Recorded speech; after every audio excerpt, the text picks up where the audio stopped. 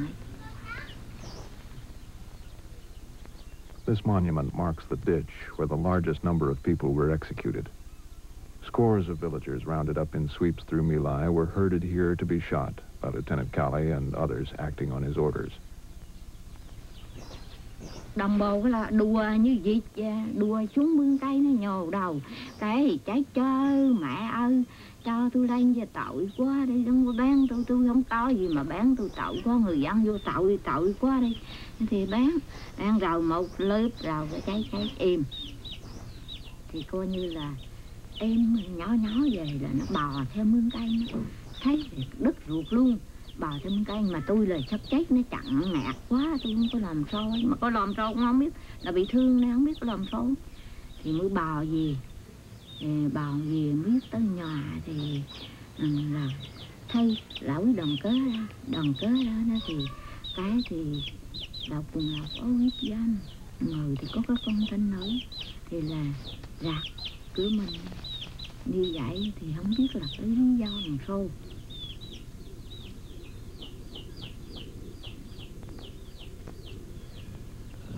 During flying around,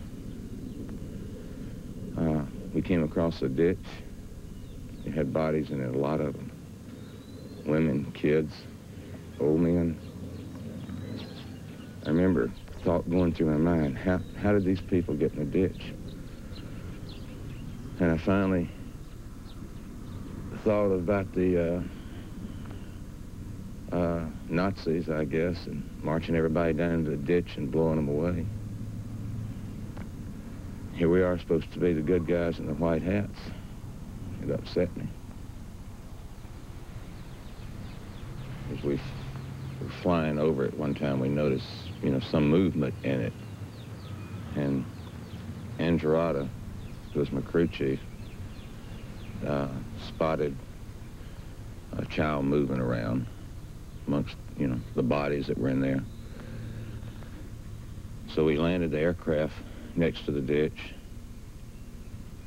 and we got out of it, and my gunner, stood on one side of the aircraft, and I stood on the other. Andrada went down wading, through the bodies,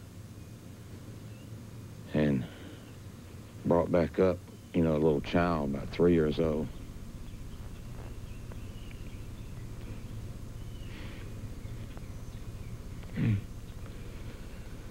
It was obvious how the people got in the ditch by then, I guess. So we got the child on board, and we were, getting that child out of there.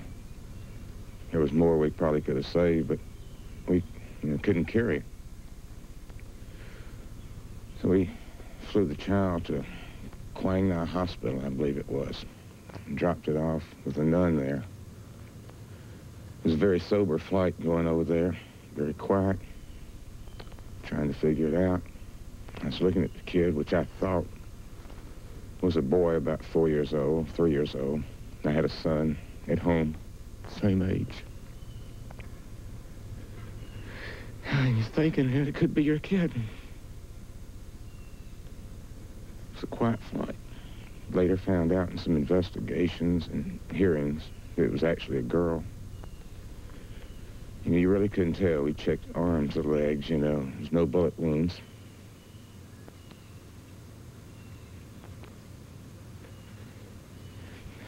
It still hurts to think about us doing things like that.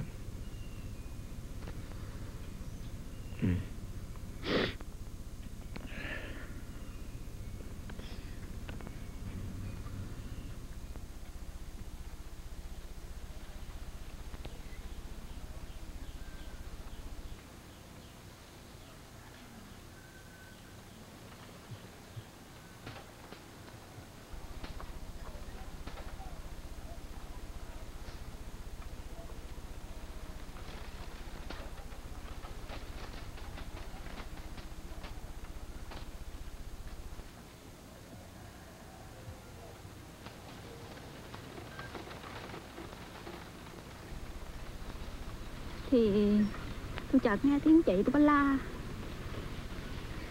Trong nhà tôi đi nhìn ra thì tôi thấy chị Mùi tôi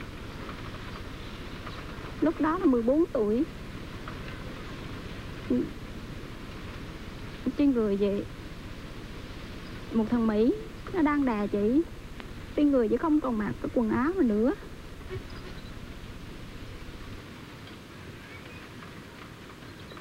Nhưng lúc đó tôi không hiểu đó là gì. Và sau này chị tôi đang ra sức chống cự lại nó. Và sau đó thì bọn Mỹ đã bắn luôn. Sau đó thì bọn Mỹ đứng lên, nó mặc quần áo vào và nó bắn luôn chị.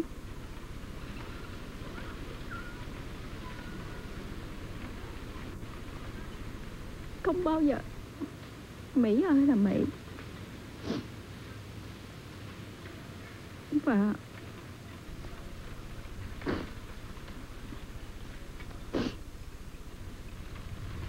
Và là sao không còn biết thời gian là bao lâu, không còn nghe một tiếng động nào nữa.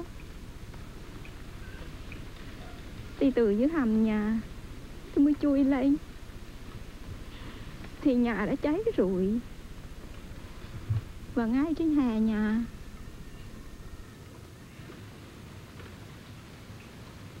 những người thân của tôi bị chúng chết cháy cong queo. Và tại giữa sân nhà này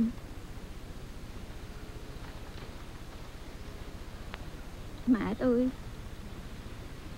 và đứa em 7 đang ôm đứa em tay vẫn còn ôm em, đứa em 7 tháng của tôi bị chúng chắc đồ đốt mà chỉ bị cháy nửa thân người.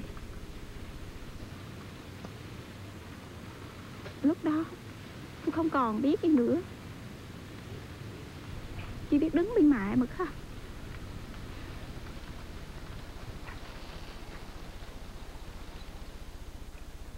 As a professional soldier, had been taught to carry out the orders, and at no time it ever crossed my mind to disobey or to refuse to carry out an order that was issued by my superiors.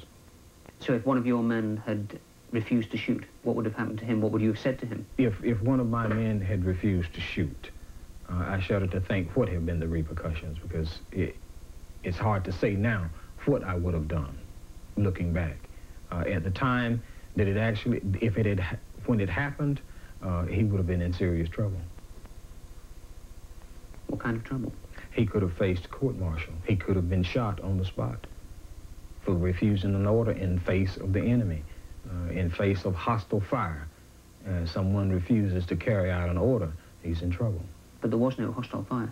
At the time, we didn't realize it. There was no hostile fire at the time. So are you suggesting that if one of your troops had refused to shoot, shall we say, an old woman or a young child at My Lai on that day, that they would have faced disciplinary action? They most definitely would have faced disciplinary action had they refused to fire or kill or carry out the orders, yes. But these were young kids. Most of them had never killed anybody before. I mean, to kill a child seems a monstrous thing. Why were these people able to do this without questioning it? I feel that they were able to carry out the assigned task, the orders. That meant killing small kids, killing women, because they were soldiers. They were trained that way. They was trained that when you get into combat, it's either you or the enemy. And they were, the people that were in that village, the women, the little kids, the old men, were all considered the enemy. So, leaving aside the question of following orders, do you think that that order was morally right, and that the actions of the troops that followed that order, yourself included, were behaving in a moral fashion? I feel that we carried out the orders in a moral fashion, and the orders of destroying the village, of killing the people in the village. I feel that we carried out our orders, and I feel that we did not violate any moral standards. This GI was the only American casualty at My Lai. He accidentally shot himself in the foot. Despite the total absence of hostile fire, Calley continued to order his men to shoot. Most obeyed. A few refused. Lieutenant Calley ordered certain people to shoot these people, and I was one of them, and I refused. And he told me that he was going to have me a court-martial when we got back to base camp. And I told him what was on my mind at the time.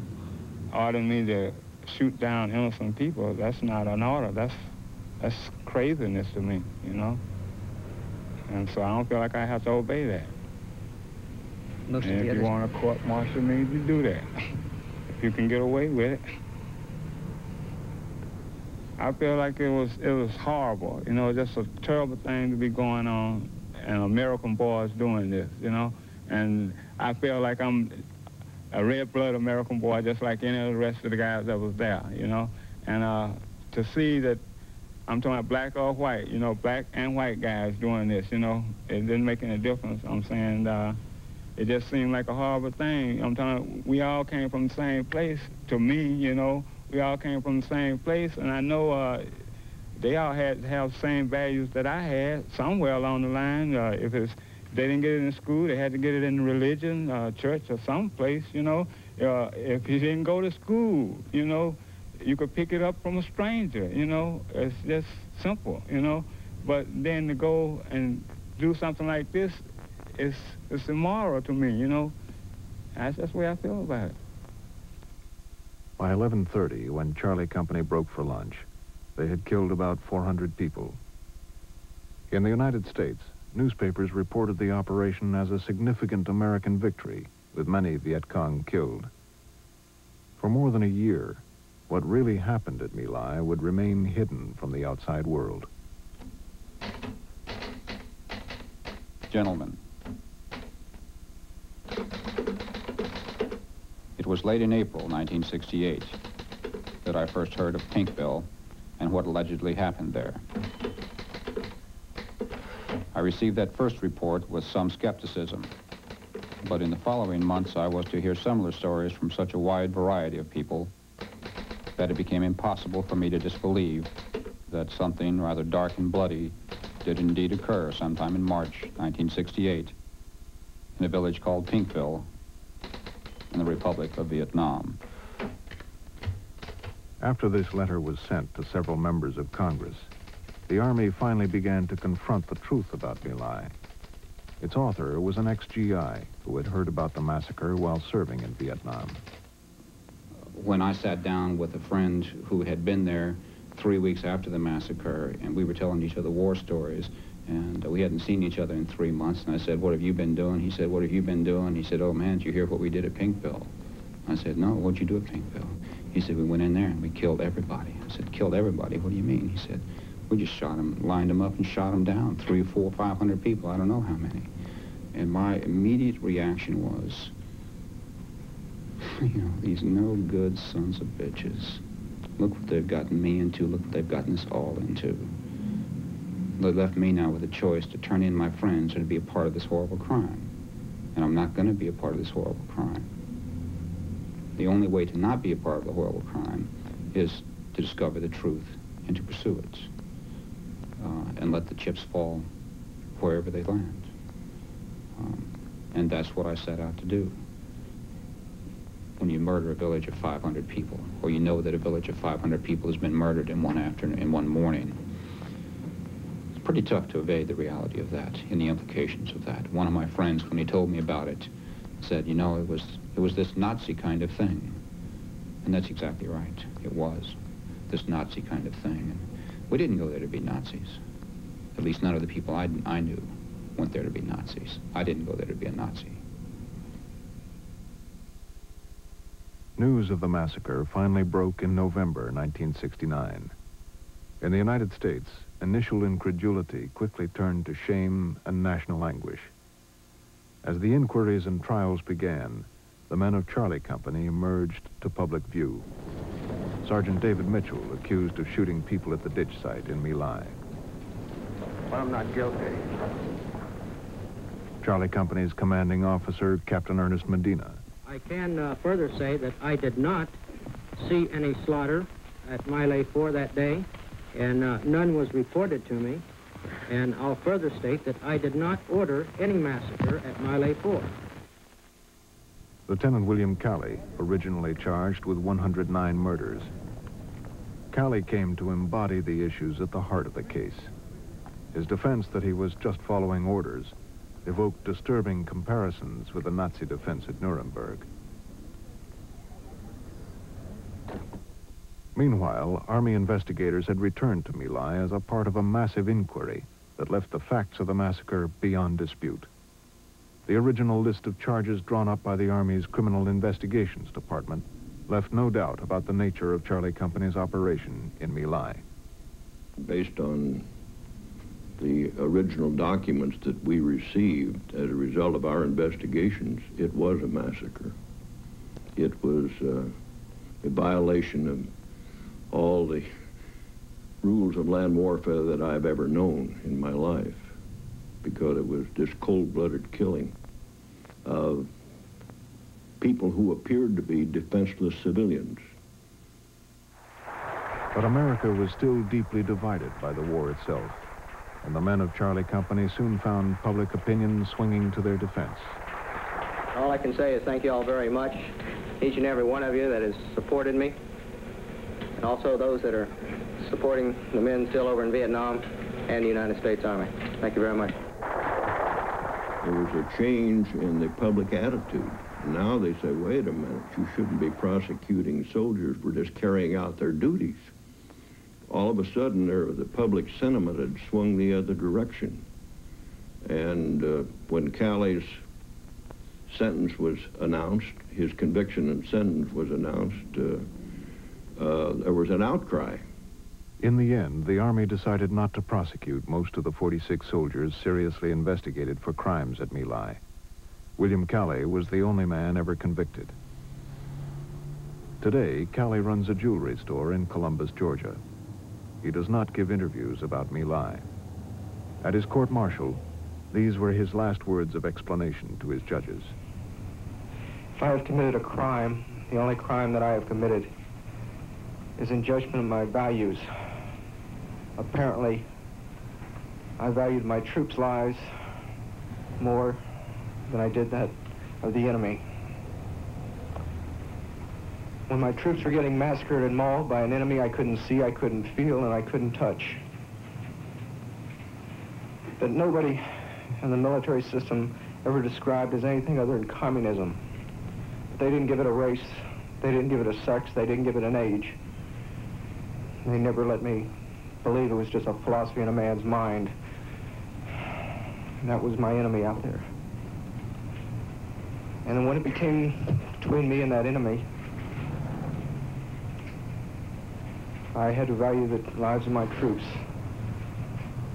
And I feel that is the only crime I have committed. William Calley served only 3 days in the stockade before President Nixon released him into house arrest pending appeal. 3 years after his original life sentence, he was released on parole, a free man.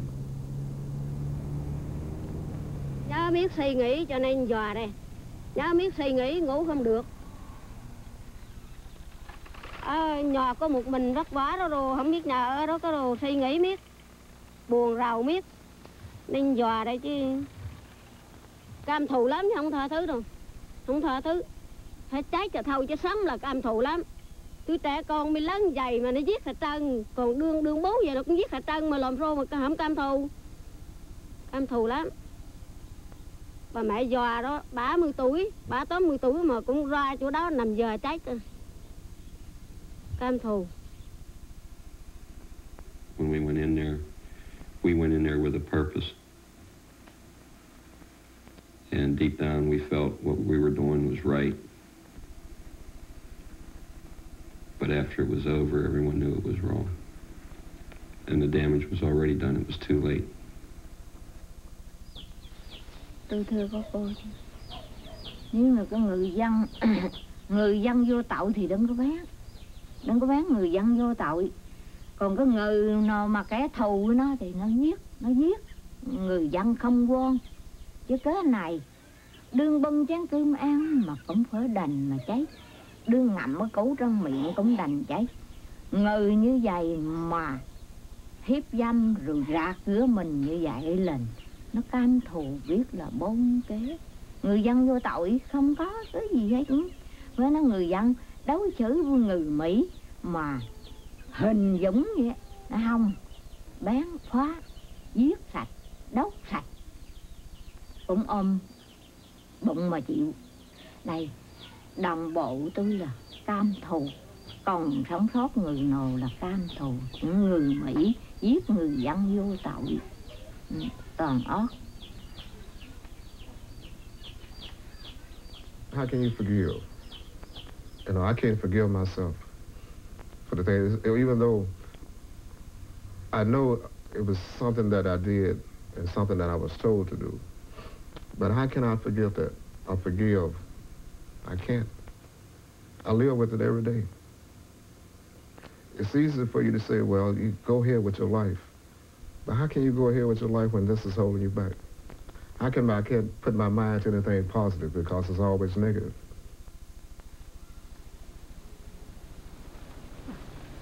Trong nhiều lúc quá buồn thì tôi nghĩ rằng tôi sẽ đi nơi khác làm ăn.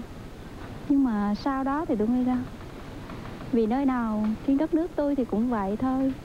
Nơi đây tôi còn có quê hương, có bà con, có và điềm an ủi tôi nữa. Còn những người mơ mộ của người mẹ và của những người thân, nên tôi không thể nào bỏ nơi này mà đi được.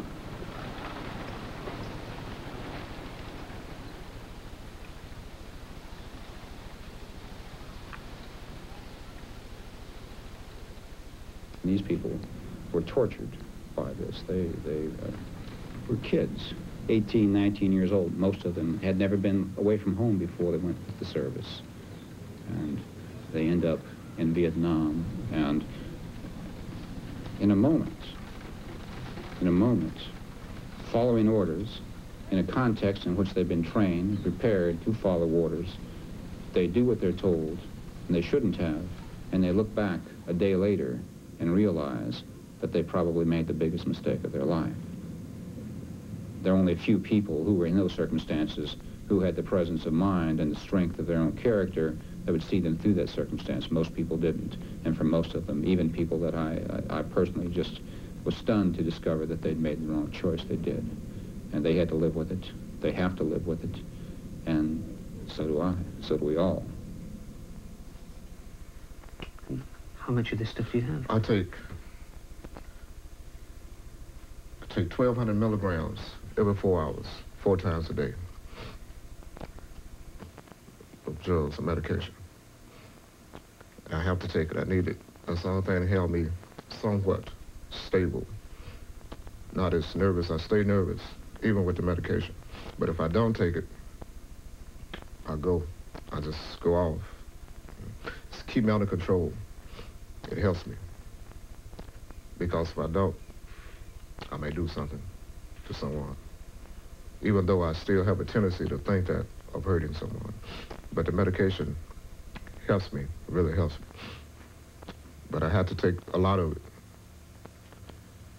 And it's strong, you know. It's very strong.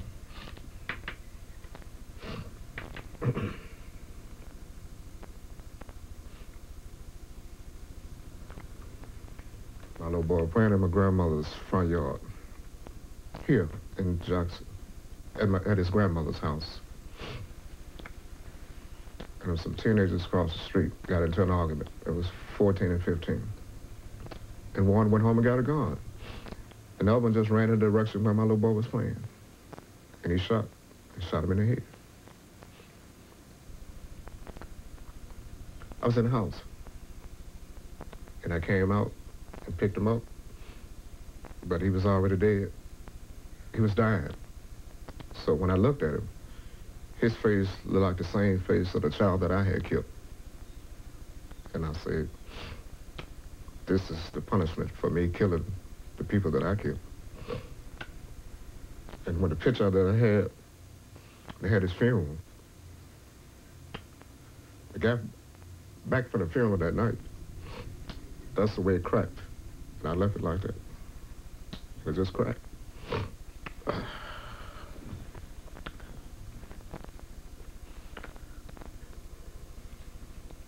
do you think this really dreadful condition that you're in, this terrible life that you're leading, do you think it's ever going to come to an end?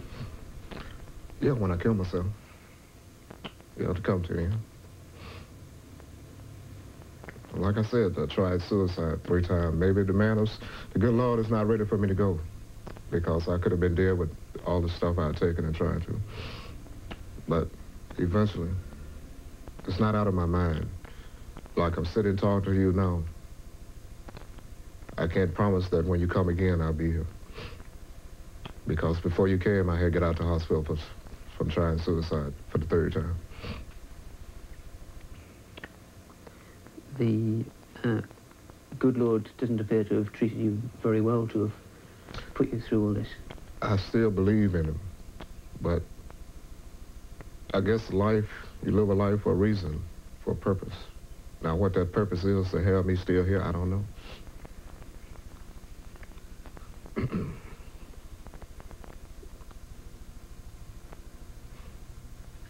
Are you ashamed or sorry for what you've done? Yes, I'm ashamed, I'm sorry, I'm guilty, but I did it.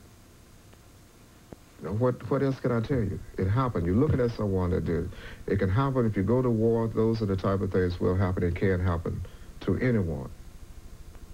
After they train you and they program you, it can happen. It happens. That's reality. That's what war is. War is not something that I shoot at you, you shoot at me. Well, we take time out. You know, well, don't shoot me here, don't shoot at you. The war is war. It's killing all type of ways. And that's where we don't need another war. Don't be walking up to that man's back. Keep that distance. I told you what it was. Hey, keep your head and eyes straight to the front. Why, you seem like you can't hang? Keep that distance.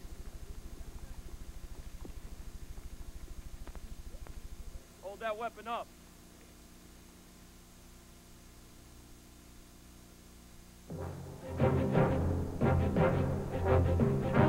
You've got the best seats in the house for NPT's national production of Andre Watts and the Philadelphia Orchestra at Wolf Trot. Friday night at 9 on great performances. Now stay tuned for The World at War.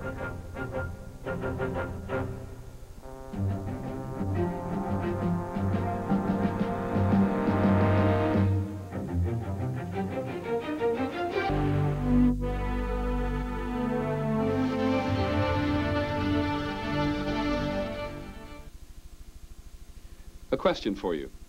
Can you imagine the return of the Nazis? In the 40 years since the Nazis were defeated, only one other group has been as utterly barbaric. The Khmer Rouge in the killing fields of Cambodia. A decade ago, they were driven out of Cambodia by the Vietnamese. What the Khmer Rouge had done to their fellow Cambodians was so unspeakably cruel, it is almost impossible to imagine that the world, especially the United States, would ever tolerate them in power again. This hour is about the return of the Khmer Rouge and American tolerance.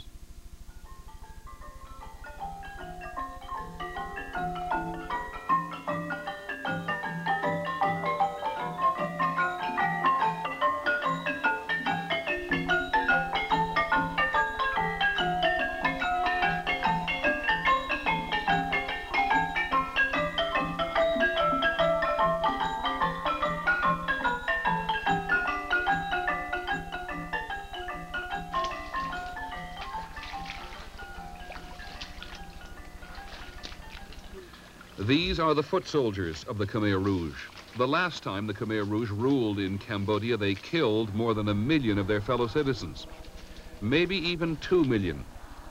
Today, the communist Khmer Rouge are back, advancing on their own people again.